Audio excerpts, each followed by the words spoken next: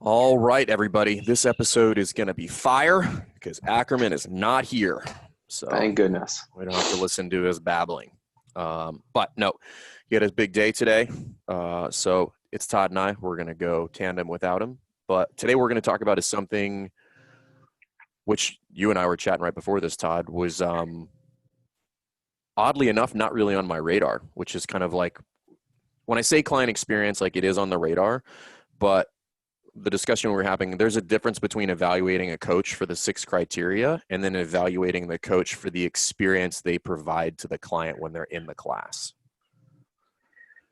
Yeah, absolutely. I think there's, obviously presence and attitude's a big part of what it takes to be a coach, but I think getting more specific on what we mean by presence and attitude and how that impacts and relates to a specific class and specific coach and how your members and clients, what they should be receiving as far as that's concerned is definitely something to consider that we need to look into and should be aware of as gym owners and head coaches. So truth be told, I was on a phone call the other day with Marcus Gurzy, working with him on some stuff, and he's been on the podcast, and we were walking through some things, and that kind of light went on for me. I'm like, oh shit. I'm like, I know how to evaluate people based on the 6 criteria, right? Like I know how to get people dialed in for teach, see, correct, group management, presence, and attitude demonstration. But at no point am I measuring quantifiably some touch points or some things that would be specific to the member. Like all of those metrics that we're giving are specific to the coach, right? Which is important. However, you and I both agreed before we hit record that it's arguably not as important as what the member perceives in that 60-minute time frame. Yeah, absolutely. Like unfortunately, as much as it hurts my heart, like our ability, like nobody knows whether I'm good at teaching, seeing, and correcting. They might, they don't know only people that know. Right. And so if you've never been to another CrossFit gym, you have no point of reference on what a different coach is like, right? Or what a different facility is like. So as much as I'm like, man, I can put my flag in the ground stating that I'm proud of the way that my gym and my coaches teach, see, and correct. At the end of the day, that probably doesn't matter to people trying to join the gym. They want to go to the one that's closest to their house, or they want to go to the one that their friend goes to, or they want to go into the one that makes them feel good when they walk in the door. And yes, teaching, seeing, correcting is gonna play a role in that, but it's probably not going to be as important as some of the things we discussed that you had mentioned before we started, which is like, are you saying the client's names? Are you talking to them about something that's not gym related? Those are the kind of things that are going to make people feel good and feel different and want to be in your facility. So that's kind of the weird, I say intangible, but the reality is those are not intangibles, meaning we could quantify them, right? So the same way we could quantify your ability to cue verbal, visual, tactile effectively, we could sit down and we could talk about like, okay, what would be an awesome class? Like what would be a world-class class in the sense of member experience? Like what would I want to happen? I was like, well, I'd want the coach to probably say my name, probably multiple times. I would probably want a minimum of 1 to 3 personal interactions that you could probably split it down the middle, whether it was like with regard to the workout or something personal to me, whether it's I ask you something that I know or I ask you for some information that has jack shit to do with fitness, like how was work, like or whatever. And then probably something else where we celebrate a success of some sort. And I feel like that would be like, if you could check those 3 boxes for every single person that came in your class, it would probably be a pretty badass experience. I don't like, what would you add to that? Like what else would be like, man, this would be amazing if I got this when I went into a class. Well, I think that's the way that you're framing it is the interesting piece, because I don't think anybody walks into a gym and goes, all right, I hope Todd asked me about my family today. I hope he checks in on how work's going. And I hope he gives me 2 high fives when I set the new PR. But what I do think the person, when they're walking in the door, feel whether they are aware of it or not, they want to feel like I care about them. Correct. And so those things that you mentioned are the things that we as coaches need to do, not just to check a box because, hey, you're going to evaluate your coaches based on their presence and attitude, and here's the list. But on the other end, the athlete or the member's feeling needs to be that you care about them, and you show that you care about them when you're asking about those things, when you're celebrating those things, when you're, you know, giving them cues and corrections, when you're talking about things in and outside of the gym, and not just saying it like you're, like I said, checking a box, but you've got to really mean that kind of stuff. So It's a tough one though, right? Because yes, we don't want to do it to check a box, but again, it goes back to, well, how do I make this actionable and tangible? Like, how do I actually evaluate somebody? And going back to what I've referenced before about, like, Todd Whitman gave me feedback. He's like, hey, leave your personal opinions out of it. Right? It has nothing to do with any of this. So we have to make it tangible and we have to make it quantifiable. And it probably will feel, I would imagine, like I'm thinking about it now, and it probably would feel a little bit forced and a little bit rigid to begin with.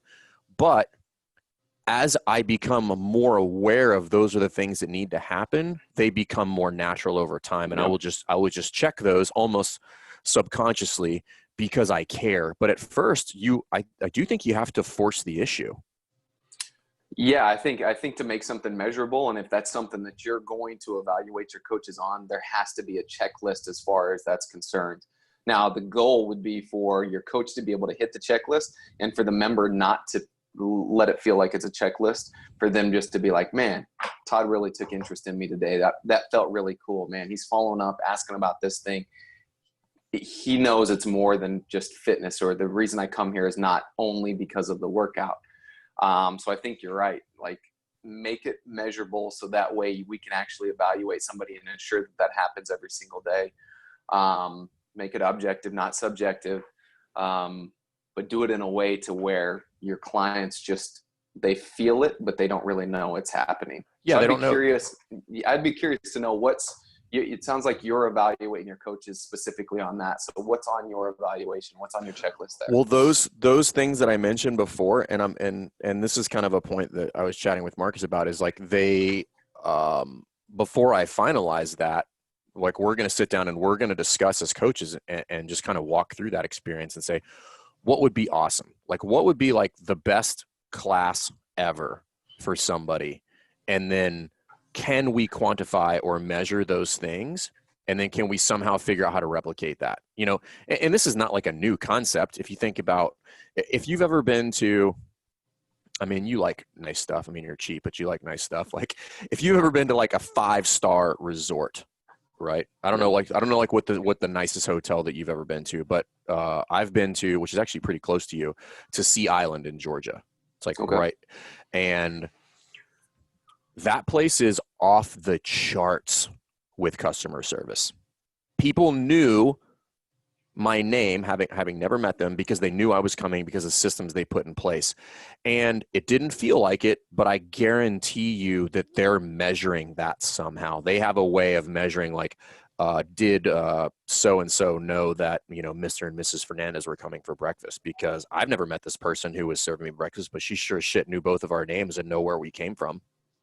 You know, which is like, I'm like, okay, well, that's fantastic. You know, so it's one of those things where I look at that and I'm like, okay, well, how do I take like seemingly mundane interactions like that and try to replicate them in a class that, like, are little, but are actually the difference between, that sets me apart between one gym and the next? Like, how do I do these intangibles that when somebody walks in, we can quantify that this gym feels like a better place than the other gym? Yeah, and as much as we are running fitness facilities and gyms, I don't want my place to feel like a gym. You know what I mean? I'd rather it feel like I just don't want it to be a dirty, dusty, you know, shitty gym. I want it to feel like a professional service, which is what it should be. And so that comes not only with the way the place looks, the cleanliness of it, which is obviously probably a bigger deal now in most of affiliates out there based on what's going on with COVID and all of that. But then also the way that people are interacted with, and whether they get, you know, their name said in class time, or whether they get the follow-up phone call that you promised to make, and all of that kind of stuff. Yeah, I think there's multiple aspects of that. So there's kind of your athlete intake and how you manage people's experience over time, and then there's that 60-minute window where they come in to train. And I would, as we're talking about this, I'm trying to figure out like what would be two things that we could pair together. It's like, okay, well, the Ritz-Carlton, just known for like customer service, bougie, whatever. And then I'm like, what if we could take the Ritz-Carlton and that experience, but like add a layer of cheers on top of it, right? Where like everybody knows your name. They're Yep. going to give you a hard time, but the service is impeccable. It's clean, it's timely, and it's all those things. I'm like, what if you could make it? And this is something that for whatever reason, I think CrossFit gyms specifically struggle with this, because I know I have in the past, is this weird tension. I guess it's kind of similar like technique and intensity, this weird tension of like really damn good training and awesome environment. And I feel like a lot of people think you can only have one or the other, where it's either like technically amazing or just really fun. And both of those are flawed in that structure because they lack something super important. Yeah, you can't. If you give up focus on one of those things to focus on the other, you're going to be missing something. Definitely going to be missing something, right? If you want to provide an excellent experience and have an excellent gym, you've got to be chasing excellence in all avenues. And I agree with you. I think I've seen that. I've experienced that. I've gone through times of that where it's like there's too much time spent on the technical side of actually coaching, and it comes at the expense sometimes of the experience of the clients. Whereas I've experienced times and coaches and places where there's so much time and focus put on just having a good time that nobody actually learns anything. And they're not scaled properly and that kind of stuff. They just let people do whatever they want to, as opposed to, making sure that they're doing what they need to and are supposed to. So figuring out a way to balance that thing is pretty critical. Yeah. And as I was kind of and I've been thinking about it nonstop for the past couple of days, because I just hadn't really ever thought about it that way, about, like, I don't want to say we're rigid in what a good coach is, but again, there's those intangibles of the presence and attitude that largely is abstract, and we talk about it in the level 2, which is like what is the one-on-one interaction, or how many of one-on-one interactions do you get, and that is a metric. But if we're going to talk about like, did everybody in the class have a great experience? Well, that's probably not a sufficient enough set of metrics to determine what their experience was, and did this person have presence and attitude. And now that I'm really thinking about it, presence and attitude should actually really be based on what other people perceive that presence and attitude to be, not what because I'm not actually getting the service. I'm just evaluating the service. Right. Yeah. So you've got to be careful on not taking your personal preference in to assume that the way you like things or want things is the way that your members will as well. And I think that comes from, as far as coaching goes, comes from getting to know your clients. Like, how much interaction do they want? There are people that want to be talked to the entire class and maybe even want to have one-line conversations in the middle of the workout. There's other people that the workout starts and they don't want you anywhere near them, right? So making sure that you're aware of that, and you, I guess, have enough flexibility in your evaluation to ensure that your coaches are doing the right thing, but also trying to accommodate their particular clients and understand their different personalities too. Which may seem a little bit difficult, but I would actually push back on anybody who's feels a little bit resistant about the concept. Figure it out, right? Maybe somebody doesn't want to be spoken to during the workout. They're like, don't talk to me during the workout, with the exception of, hey, open your hips, push your knees out, chest up, eyes forward, like whatever. But so that's not where we get our touch points. I get them during the general warm-up, or during the whiteboard brief, or during the cool down. But the point is that I get the touch points. So this, while it is fluid, it can still be measured and quantified and say, like, did I get the touch point? Because just like in the class, I mean, you've had your gym for a long time.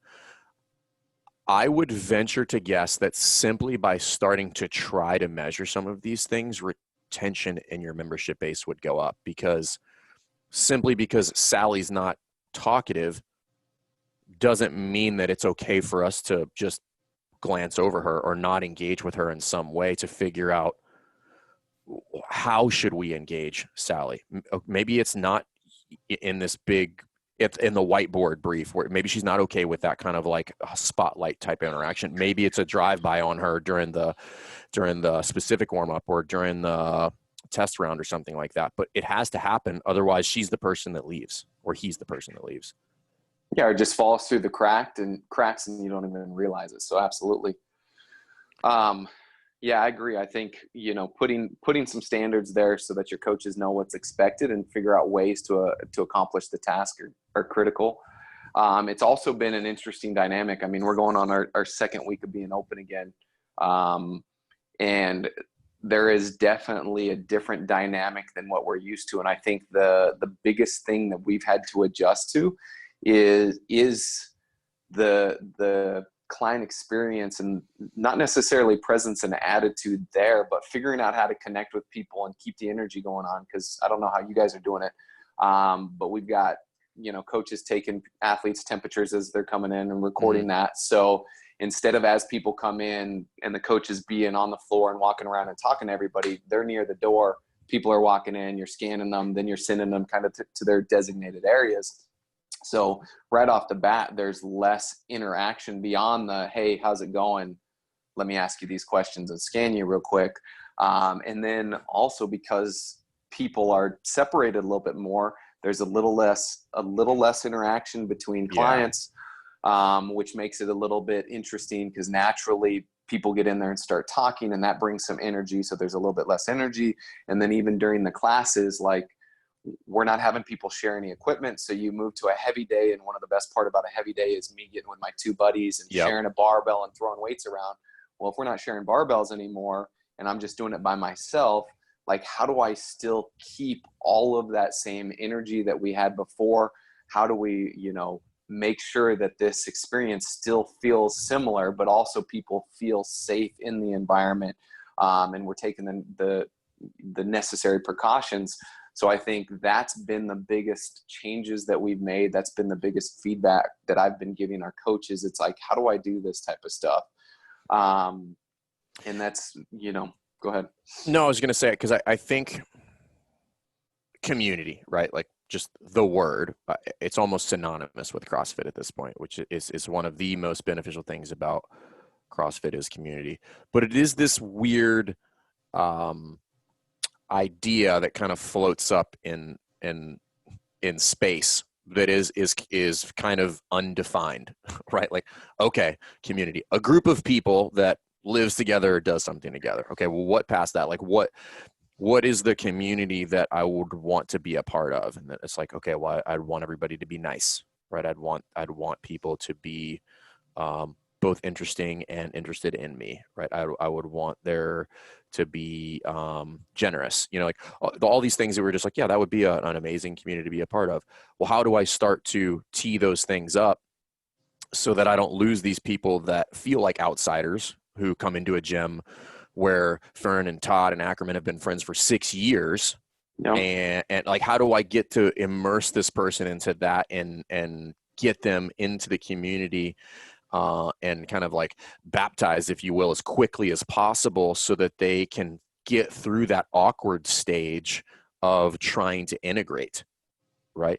And that's where something, I don't think that here at, I think we have done an okay job of it in the past, but it's something that's really been on my radar. It's just like, hey, if we're really going to tout community, we should probably put some effort into it. Like, we should probably figure out like what is a fantastic experience and how would I tee up some opportunities that would lend itself to like, man, this is awesome. Like, break all the barriers as soon as humanly possible for this person to walk in and be like, cool. Like, everything, all the things that I thought were bad that could happen didn't happen. As a matter of fact, the opposite of those things happened,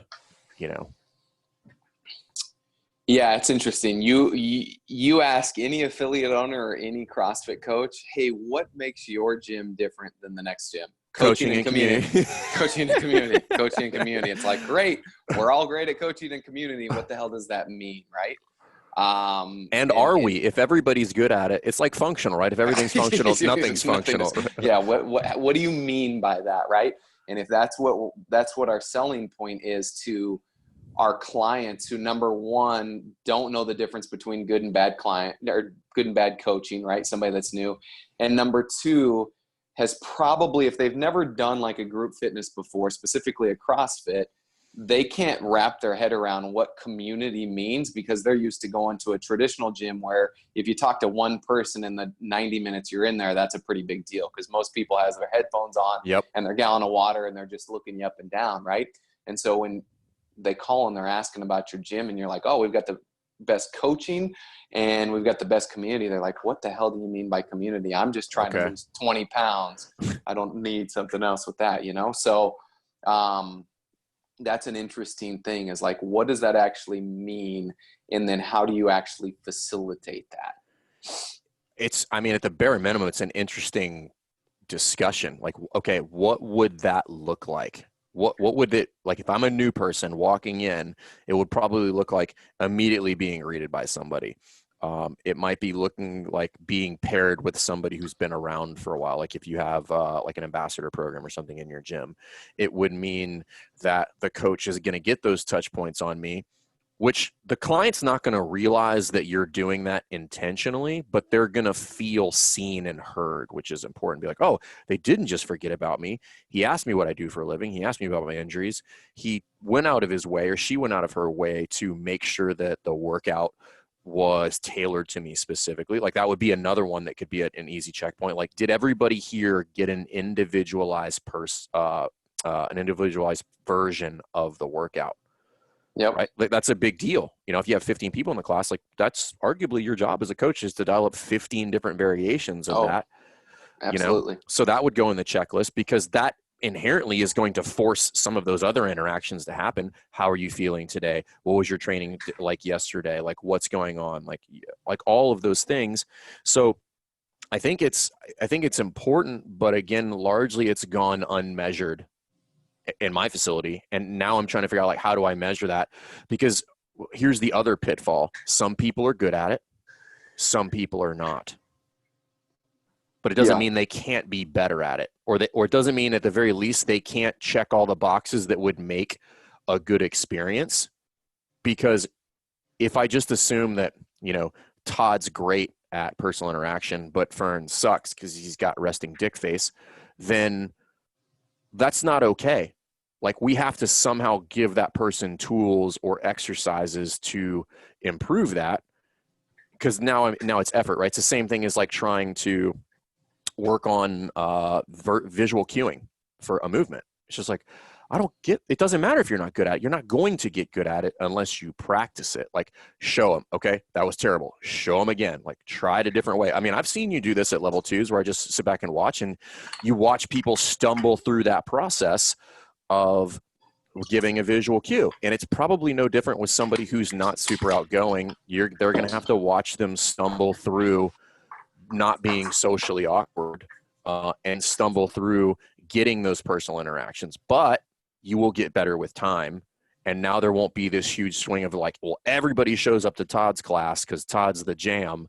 And, you know, Fern's class at 5 p.m. is just like crickets because everybody thinks it sucks. So. Yeah, and I think you've got to have that. I mean, naturally, everybody's going to have a little bit different personalities, and there's certain people that just ooze that charisma that, like, they couldn't have bad presence and attitude even if they wanted to, right? They just naturally have it. And those type of people are it's going to be easy for them, right? But I have seen people develop the capacity to do that kind of stuff. Shoot, I'm a pretty good example of that. I think I told. I was just going to say, based on previous conversations that we've had, like, you're a perfect example of that. My level 2, when I took the old school level 2, I went through and had gone through and was sitting there with Sherwood getting evaluated, and he's like, "All right, your teaching was good. You hit the marks there. You're seeing, you're correcting all of that." And then he got to the end of it and was like, "Let me ask you something." I'm like, "Yeah, sure." He goes, "Do you even like coaching?" And I'm like, "Oh, of course. I love it. It's amazing. It's the best thing. You know, I love doing this." He's like, "Well, I haven't seen you smile all weekend long. And it's hard for anybody to have fun if it doesn't look like you're having fun." So it's like, I still remember that conversation like it was yesterday, but that was it. I was so serious and I was so concerned about my ability to teach, see, and correct and manage the group and do all these things that I didn't loosen up and have fun. I barely smiled. And I mean, I still feel the same thing happening, you know, as we've gone through the course of the level ones and the level twos. Whenever I'd have a new lecture, I'd be so focused on delivering the materials. I know I'd get through a lecture and not smile or stop and pause. And so it's becoming more aware of that stuff has taught me to, like, if I feel that I'm getting too serious or I can see the reaction in the crowd, it's like, stop and smile. And it's amazing what will happen when you just relax and show a smile, just the way that tension is eased with people around you.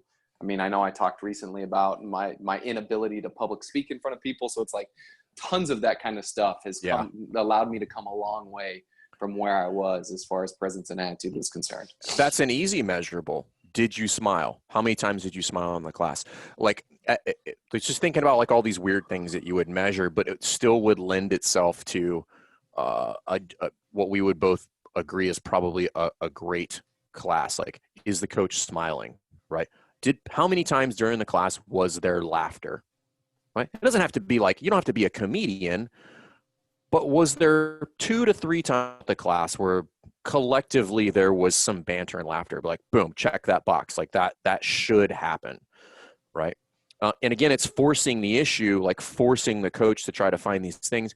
And again, I do think for some people it would feel forced. But again, think about everybody's, you know, whether you've been to a 5-star hotel or not, probably not everybody's done that, but everybody's had a kick-ass waiter or waitress at a restaurant of some sort. And I'm like, what did they do? Well, they were engaging. They probably like engaged you personally instead of just asking you what you wanted to eat, right? They were probably on time. You know, they probably food out and probably gave you something a little bit extra, right? And they probably did all those things. And we could unpack that and find some sort of measurable, like that makes a good waiter or waitress. It's like, okay, well, what could we unpack from a coaching standpoint that's not technical? Take all that side and just like, yes, you brought out the right food. Congratulations. But what was these diners experience? Like, what was these athletes experience in your class? Like, did they get cues? Cool. Like, did you say all of the right things? Great. But did we go one level past that? Like, did they smile? Did you get, you know, potentially after COVID, like, did you get a physical touch on people, either fist bump or like a elbow or something like that? Did they laugh? All those things. And I think that's the difference between, that's how you quantify community. That's how you quantify culture, you know? And I think once you do it and everybody starts really getting pushed towards it, like think about the number of things that the people that, you know, those of us that wear the red shirt on the weekends do that are intangibles, that we check those boxes, but we're not trying to do them anymore on the weekends. Yeah, I think it becomes more natural for sure. Like, but it also, I think doing those things and making it feel natural, like you're not just checking the box, also shows why at the end of those weekends, like most trainers I know that work level ones and level twos, is like, they don't want to talk to a single person on Monday. On Sunday night, their eyes like roll back into their head, like they can't speak to anybody on the plane home. And that same thing happens for anybody that's coaching a class with that extent in a regular affiliate. Like, you coach 3 classes in a day and it's like, nope, I'm done. I got nothing left. Because of the amount of effort it takes to put on that kind of show. And you don't want it to feel like it's a show, but it is. It's like taking that much interest and care and being on stage for that amount of time is a lot of work. It is. And I think it's okay for us. Again, if we're talking about being professional coaches, I think it's okay to reference it as a performance, because I would tell you that anybody who works in the hotel industry or, you know, in the restaurant industry, that's a performance. Like, if I'm going to get a good tip, I'm going to have to work for it. And the same thing, like if you want people to come in and love your gym and bring their friends and do all that stuff, like, you're going to have to work for it. But you do have to start figuring out, okay, what are these things that are going to have people rave about my coaching and community, in air quotes, that are going to bring people in, you know? And there's a ton of things that you could do outside of that 60-minute window, but that 60-minute window is important.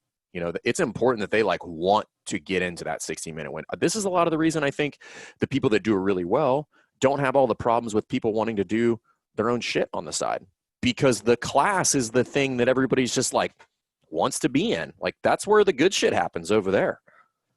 Yeah, I think that brings up two things to that is, yeah, if you do a good job of that, people want to be a part of it. And number two, if you set the example, like one, by being the person that's in class or at least doing the gym workouts. We've talked about all this stuff before, but you also like, you're setting the example for, like, if you're the coach that isn't on the floor and you happen to be either taking class or you're just in the gym and somebody new walks in the door, are you somebody that like stays off to the side and lets the coach that's on the floor working go up and talk to that person? Or are you the first person to go give them a high five and figure out who they are? And then when class is going on and it's time to partner up to lift together, do you go with your buddies, or are you the guy that grabs the new person and says, hey, come lift with me?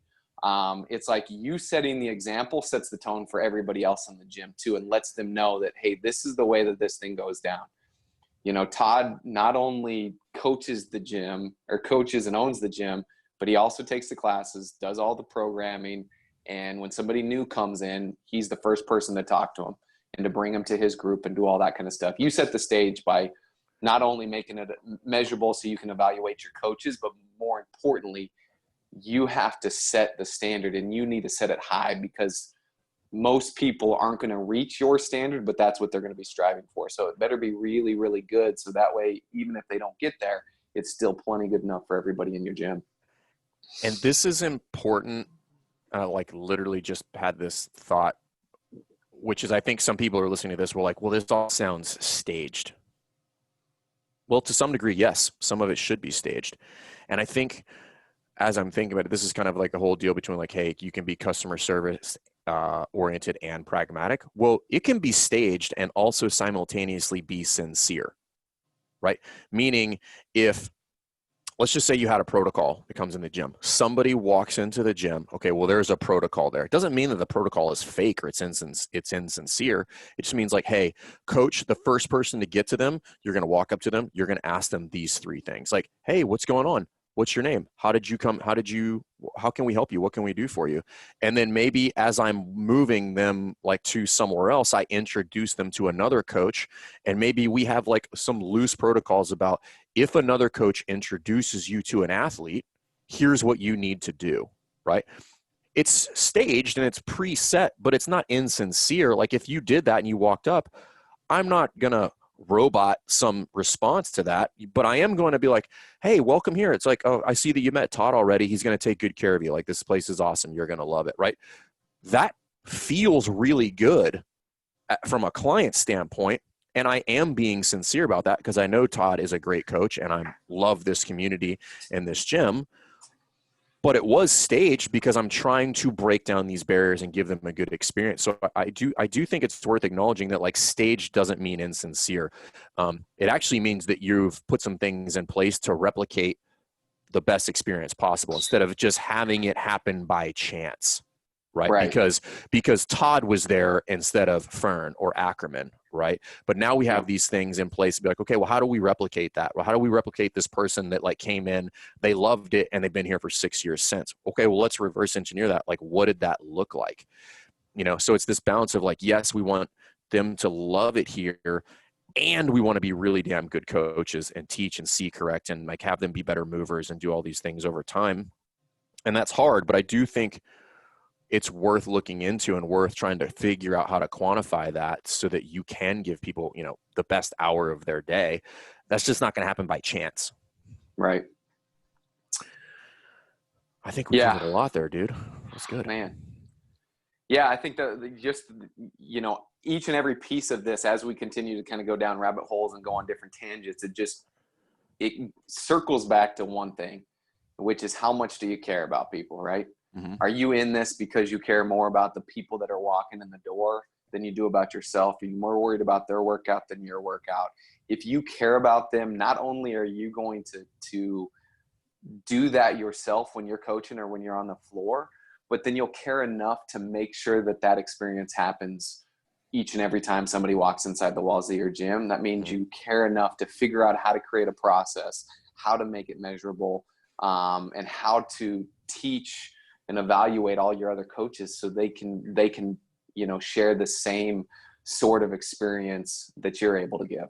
Just got to care about people, man. Yeah, you got to care, and I think you got to figure out how to measure it, because again, you don't want to leave it to chance, and when you leave things to chance, people fall through the cracks, because I want to have like the best possible experience that we can replicate, and then allow people to thrive inside of that, right? If those people are super outgoing and energetic, well, they can still thrive in that environment. But what you're going to end up having is probably a pretty kick-ass gym that you can legitimately hang your hat on the coaches in the community thing, which most people just say that.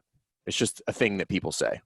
I forget who I heard this from, but it's like every disc jockey that comes on the radio. It's like, hey, we play the greatest hits of the 90s. And I'm like, so that's what the other station said too. The other station said the same shit. And I was just like, so I guess every station plays the greatest hits of the 90s. So, yeah, you have to figure out, and you have to be able to really show people that, and so they can actually experience it. And when they leave after that first interaction with you, or after, of the first week and a half with you, they're just like, shit, that was awesome. Like, I cannot wait. I was going to wait maybe another month and a half to bring my friends in, but I'm bringing them tomorrow. Like, that's what you want to try to do. So I recommend, it's like, cause this is the process I'm going through now, is like, try to figure out how to quantify those things and figure out how to measure them. And I think you would be really shocked at what you find out and the feedback that you get from the members over time. Yeah, no way it makes anything worse. That's for sure. No, yeah, we could definitely put that in the bucket of like, it's not going to go poorly by you giving a shit about people. So if you guys have different things that you use in your gyms that you found to be super successful as far as like giving people a good experience, like how do you quantify it? What would be some other cool things that we didn't mention that you could quantify? Hit us up. We're happy to talk about them on the podcast. If you've got something cool in your gym that is just the shit, let us know. We're happy to bring you on the podcast and talk about like what you found to be really, really beneficial. So this was great not having Ackerman here. We should make it a regular occurrence. For sure. But all right, brother, I got to go. I know you got to go. So we'll see you guys next time.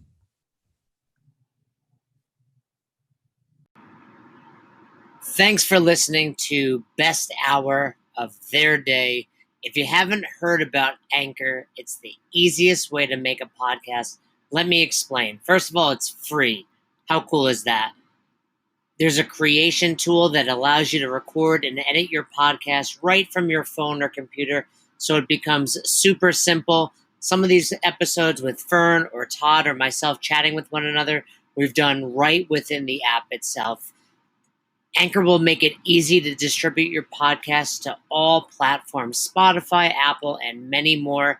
And you can make money from your podcast with no minimum listenership. It's everything you need to make an awesome podcast in one place. All you have to do is download the free Anchor app or go to anchor.fm to get started today. Come on, who doesn't have Spotify at this point? And if you were unaware, Spotify now is offering podcasts. That's right. On Spotify, you can listen to all your favorite artists, but also podcasts in one place for free. Spotify has a huge catalog of podcasts on every topic, including the one you're listening to right now, Best Hour of Their Day. On Spotify, you can follow your favorite podcasts so you never miss an episode. Premium users can even download episodes to listen to offline wherever you are, something I always do before I hop on a plane. And you can even easily share what you're listening to with your friends on Instagram and other social media platforms. Here's the deal. If you haven't done so already, be sure to download the Spotify app, search for Best Hour of Their Day on Spotify, or browse some other podcasts if you want. You can find them in your library tab. And also make sure to follow me so you never miss an episode of Best Hour of Their Day.